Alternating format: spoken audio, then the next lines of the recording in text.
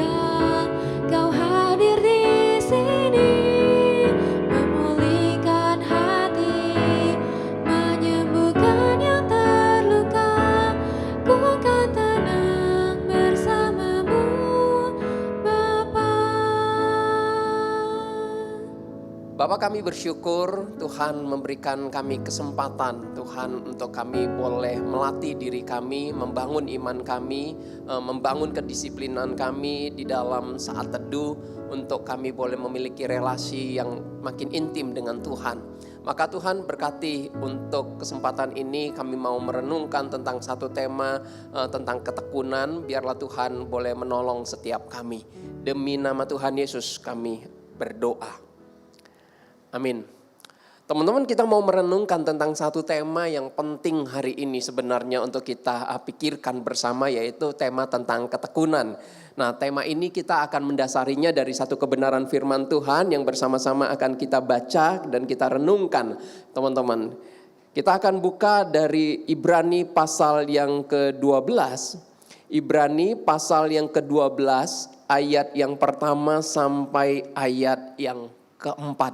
Saya akan bacakan untuk kita semua ya, teman-teman. Karena kita mempunyai banyak saksi, bagaikan awan yang mengelilingi kita. Marilah kita menanggalkan semua beban dan dosa yang begitu merintangi kita dan berlomba dengan tekun dalam perlombaan yang diwajibkan bagi kita.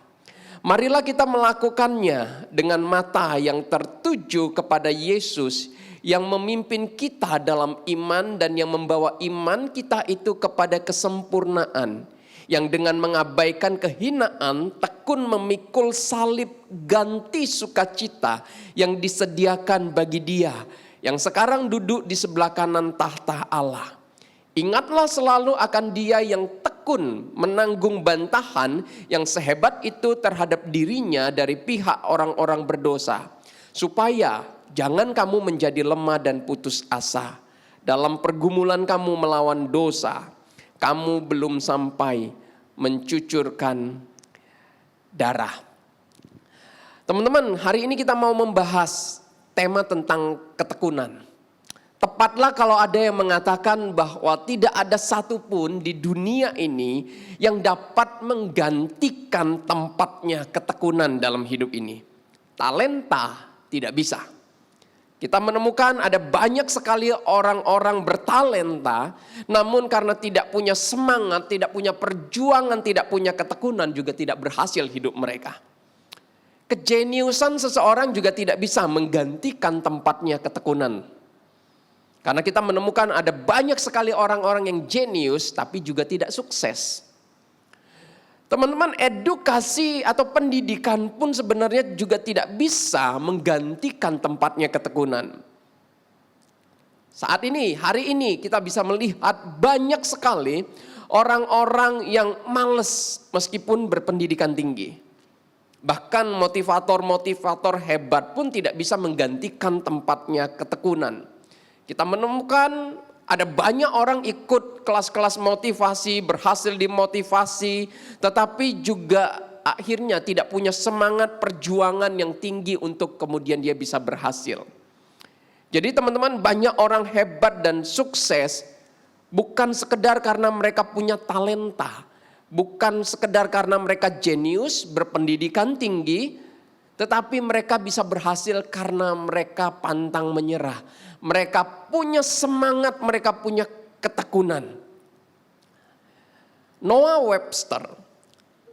Teman-teman, Noah Webster ini adalah penulis Webster Dictionary.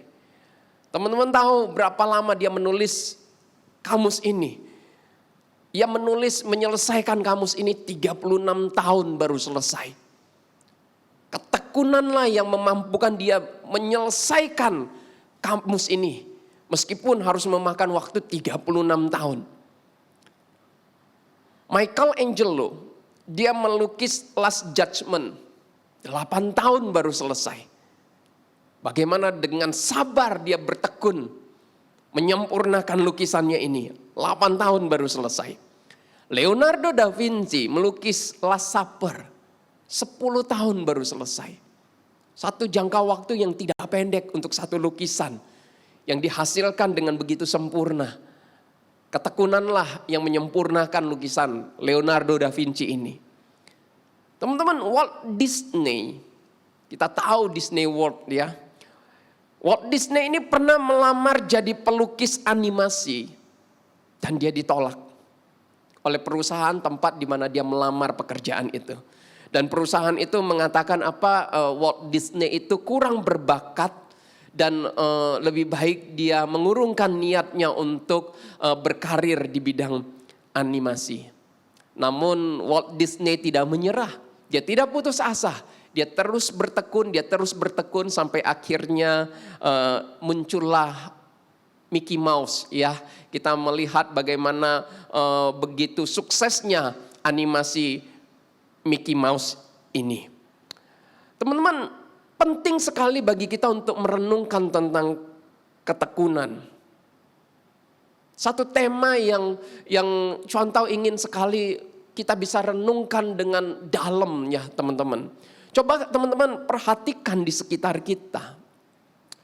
Tidak sedikit orang-orang Kristen dan para pelayan Tuhan yang karena tantangan, karena godaan, karena pergumulan, karena kesulitan, karena konflik, kemudian akhirnya menyerah ikut Tuhan dan menyerah melayani Tuhan. Tidak sedikit kita juga pernah melihat ya teman-teman dulu, si anu pernah melayani, pernah beribadah di tempat ini dan sekarang mereka tidak ada lagi, tidak ada lagi.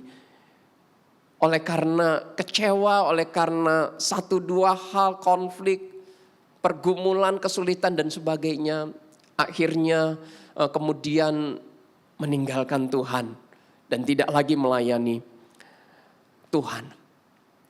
Teman-teman, jika tidak ada perseverance atau ketekunan atau sikap pantang menyerah, kita akan gagal menjadi seorang Kristen dan pelayan Tuhan yang baik. Kita tidak akan pernah bisa berhasil untuk sukses membawa kebangunan rohani, membawa perubahan dalam hidup kita dan dalam gereja, dalam pelayanan kita. Itulah sebabnya konsep tentang ketekunan ini penting untuk kita renungkan bersama. Karena memang inilah yang dikehendaki Allah untuk kita. Kehidupan Kristen adalah kehidupan yang harus dijalani dengan sikap pantang menyerah. Teman-teman, penulis kitab Ibrani yang tadi kita baca, penulis kitab Ibrani memakai satu metafor perlombaan lari untuk menggambarkan betapa orang Kristen itu tidak boleh gampang menyerah ketika dia mengikut Tuhan, ketika dia membangun iman, ketika ia hidup di hadapan Tuhan apalagi melayani Tuhan.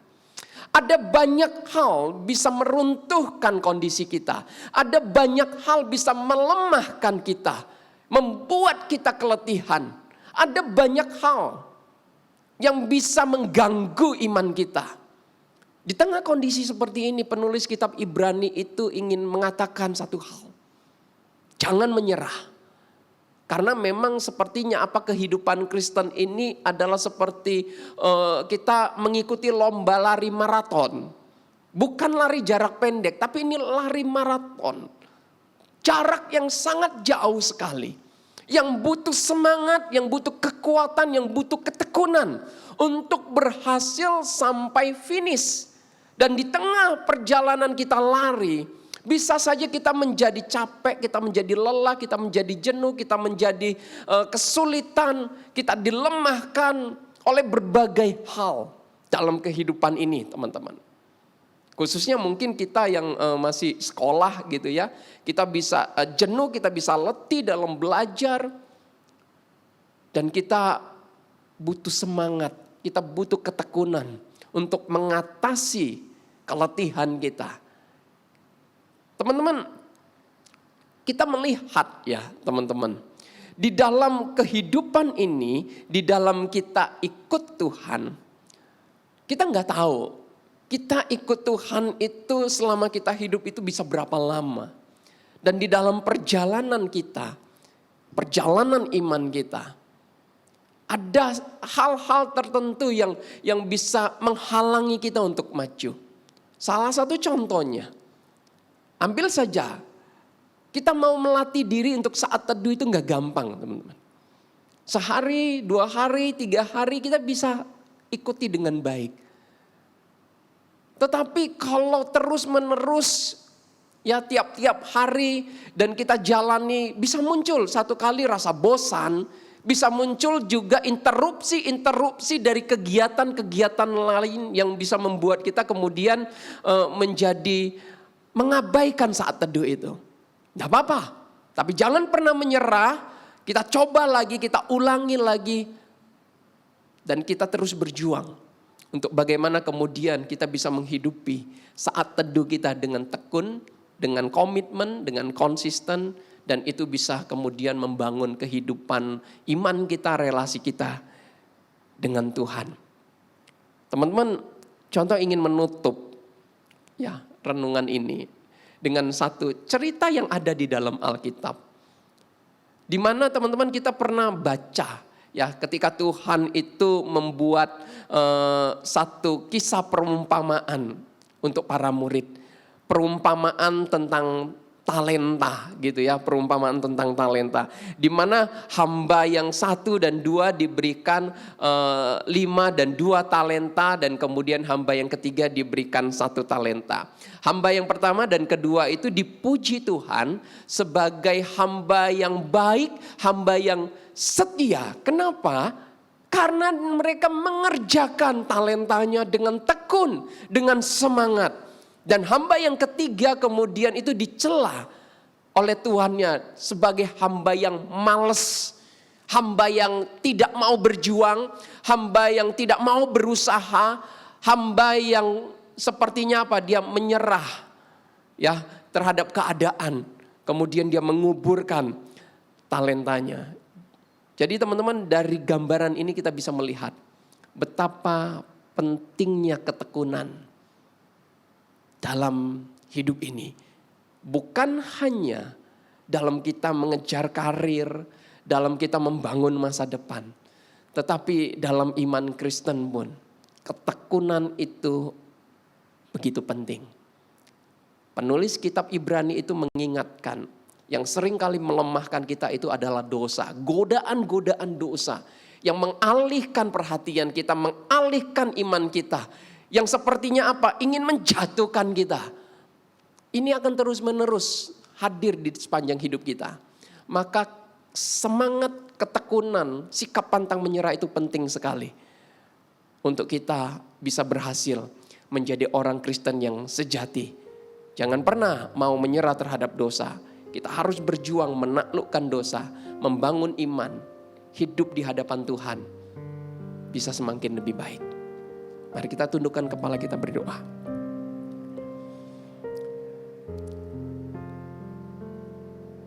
Tuhan, terima kasih. Hari ini kami bersyukur kalau Tuhan boleh mengingatkan kami. Betapa pentingnya kami mempunyai sikap pantang menyerah. Sikap untuk bertekun di dalam menjalani kehidupan iman Kristen kami. Maka biarlah ya Tuhan, hari ini ada banyak teman-teman yang kalau boleh diingatkan, disadarkan, boleh kembali. Tuhan mampukan untuk membangun ketekunannya di dalam mengikut Tuhan, di dalam melayani Tuhan. Sehingga setiap kami boleh berhasil dan Tuhan boleh temukan kami setia di dalam rumah-Mu. Terpuji nama-Mu Tuhan, demi nama Yesus kami berdoa. Amin. Teman-teman, saatnya kita mau bersama-sama berdoa, mengajak kita untuk boleh mendoakan kondisi Indonesia hari ini, teman-teman. Ya, kita mau berdoa bukan hanya kondisi Indonesia saja, tapi juga secara khusus untuk kondisi Jakarta ya. Hari ini kita sedang masuk musim penghujan. Dan biasanya di dalam musim penghujan ini sering kali terjadi banjir di mana-mana, apalagi Jakarta. Ya teman-teman, kita mau sama-sama berdoa minta Tuhan boleh melawat kota kita, boleh menjaga Indonesia dari bencana-bencana yang bisa merugikan ya, yang bisa merusak keadaan alam, bahkan bisa mengganggu kehidupan banyak orang, lebih-lebih lagi kehidupan kita. Mari bersama-sama kita mau berdoa untuk kondisi cuaca hari ini, dan juga kita mau berdoa untuk kondisi Indonesia juga dalam hal dalam perekonomian ya teman-teman. Biar Tuhan juga boleh memberkati apapun prediksi orang tentang keadaan ekonomi 2023. Tapi kita percaya kita punya Tuhan yang pegang kedaulatan, Tuhan yang menjadi sandaran kita, Tuhan yang menjadi penopang kita, Tuhan yang menjadi tempat kita bergantung. Dia adalah Tuhan yang selalu bisa diandalkan. Mari bersama-sama kita berdoa untuk dua pokok doa ini. Bapa dalam surga, kami bersyukur kami punya Tuhan yang berdaulat. Tuhan yang mengontrol semua ini. Tuhan yang bisa menenangkan kami, Tuhan yang bisa menjadi tempat sandaran kami yang sempurna. Tuhan, hari ini Indonesia sedang menghadapi perubahan cuaca. Bukan hanya bisa menyebabkan ya Tuhan keadaan banjir, bahkan perubahan cuaca ini ya Tuhan ketika hujan yang begitu deras, tetapi kemudian nanti tiba-tiba bisa panas. Tuhan, ini sangat bisa mengganggu kesehatan kami juga. Maka Tuhan, dengan keadaan seperti ini yang kami sadar betul kami bisa sangat dipengaruhi, kami memohon kepada Tuhan. Tuhan, berkatilah Indonesia ini. Tuhan, tolonglah untuk pemerintah juga bisa diberikan hikmat untuk bisa mengatasi ya Tuhan situasi ini. Ketika hujan yang besar datang, bagaimana Tuhan pemerintah boleh cekatan juga untuk mengatasi situasi ini sehingga tidak terjadi banjir yang bisa menenggelamkan banyak hal, yang bisa mengganggu perekonomian, mengganggu kehidupan kami juga ya Tuhan. Tuhan, kami memohon belas kasihan-Mu, berkatilah untuk pemerintah untuk bisa mengatasi banjir ini dengan baik, dengan tepat Tuhan, sehingga kehidupan kami masih rutinitas pekerjaan kami masih bisa terjaga, keadaan ekonomi juga masih bisa terkontrol. Tuhan, kami juga memohon anugerah daripada Tuhan untuk memberkati masyarakat Indonesia Tuhan, untuk mereka pun punya hikmat bijaksana membantu pemerintah untuk tidak buang sampah sembarangan, untuk kami juga bisa menjaga kebersihan, untuk kami juga bisa bersama-sama pemerintah menjaga alam Indonesia ini. Tuhan, kami juga memohon belas kasihan dan anugerah-Mu untuk situasi perekonomian Indonesia. Kami bersyukur kalau Indonesia hari ini masih aman, masih baik dan dijauhkan dari resesi. Tapi kami tidak tahu ke depannya. Kepadamu-lah kami berharap, kepadamu-lah kami bersandar, kepadamu-lah kami mau menyerahkan nasib bangsa ini. Meskipun tahun 2023 ada banyak pakar ekonomi mengatakan ini akan menjadi tahun yang sulit, tahun di mana akan banyak sekali negara mengalami resesi. Kami memohon Tuhan, Engkau boleh menolong negara-negara di dunia ini Tuhan, khususnya para ekonomnya, para pemerintahnya, untuk bisa bijaksana mengendalikan situasi ekonomi mereka. Lebih-lebih lagi Indonesia, Tuhan jagailah Indonesia dan jauhkanlah dari resesi. Berkatilah pemerintah bersama tim ekonominya untuk tetap bisa menjaga ya Tuhan bagaimana ekonomi Indonesia ini masih boleh tetap stabil.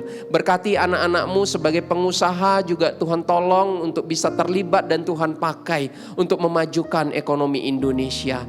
Terima kasih Tuhan, dengarlah doa kami, demi nama Yesus kami berseru. Amin. Sekarang aku mau ajak teman-teman semua untuk buka suara. Kita mau berdoa untuk regenerasi pengurus PRMI yang akan diganti pada periode 2023 nanti, supaya semuanya bisa dipilih dan dipakai oleh Tuhan dengan baik sesuai dengan rencananya.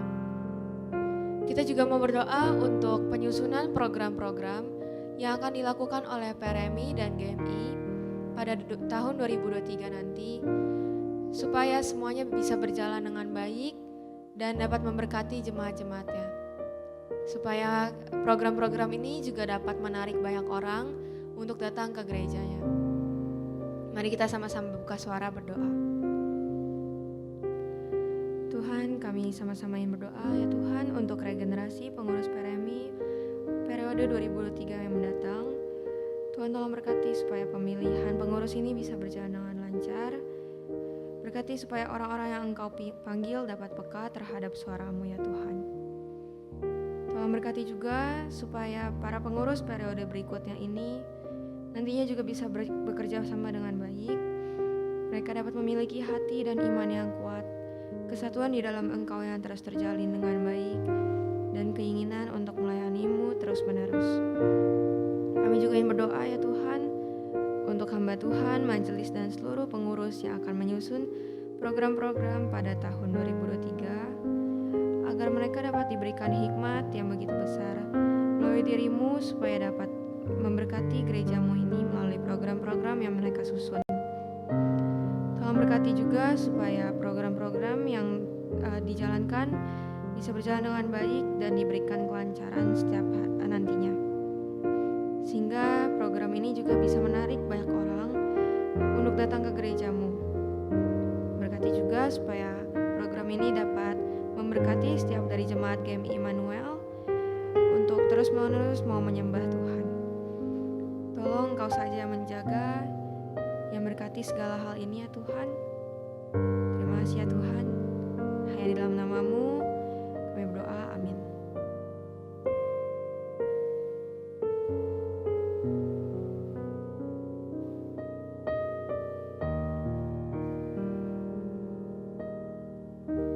Kita mau sama-sama menyembah Tuhan. Mari kita naikkan Sungguh Indah.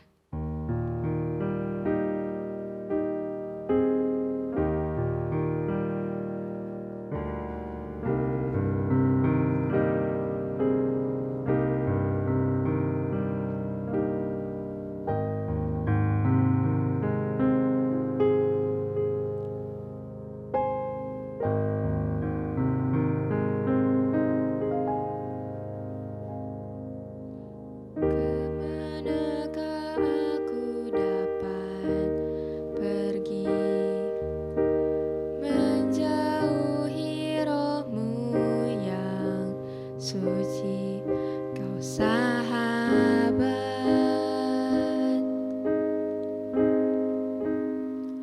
dan Kau dekat.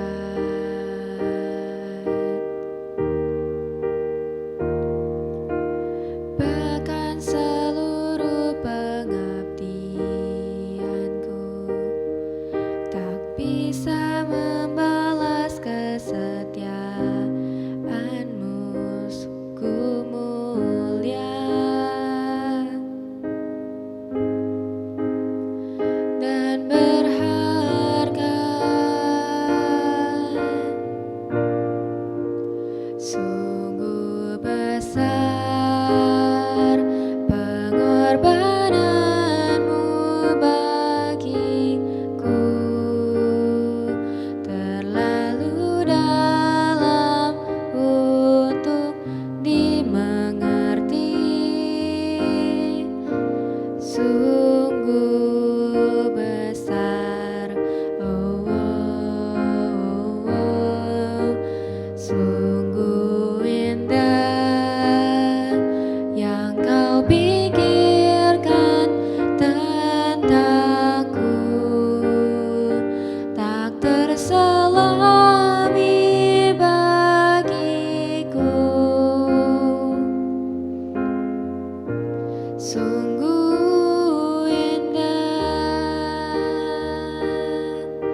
Mari kita sama-sama ulangi lagu ini dengan lebih sungguh lagi. Kemanakah aku dapat pergi, menjauhi roh-Mu yang suci, Kau sahabat, dan Kau dekat.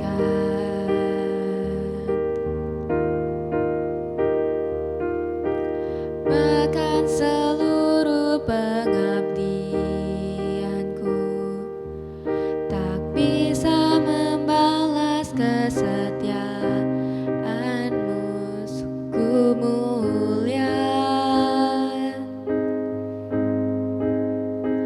dan berharga.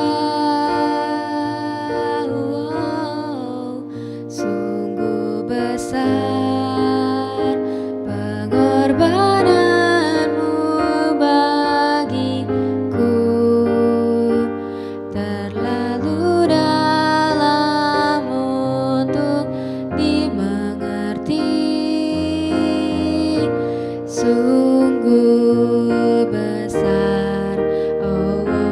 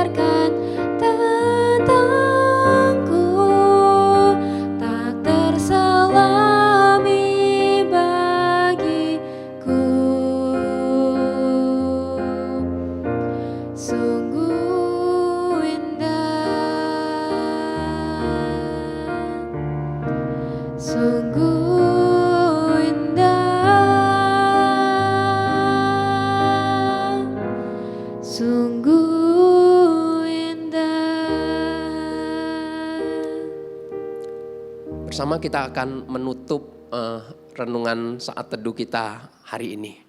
Tuhan, terima kasih Engkau sudah mendengar doa-doa kami percaya Tuhan Engkaulah yang akan menjawab doa sesuai dengan waktu, sesuai dengan keadaan, sesuai dengan cara Tuhan menjawabnya. Kami percaya Tuhan selalu bisa dipercaya untuk setiap jawaban doa. Apapun itu Tuhan, karena Engkau adalah Allah yang baik, Allah yang setia, Allah yang mengasihi kami berserah, kami bersandar kepada Tuhan. Terpujilah nama-Mu ya Tuhan, demi nama Yesus kami berdoa. Amin.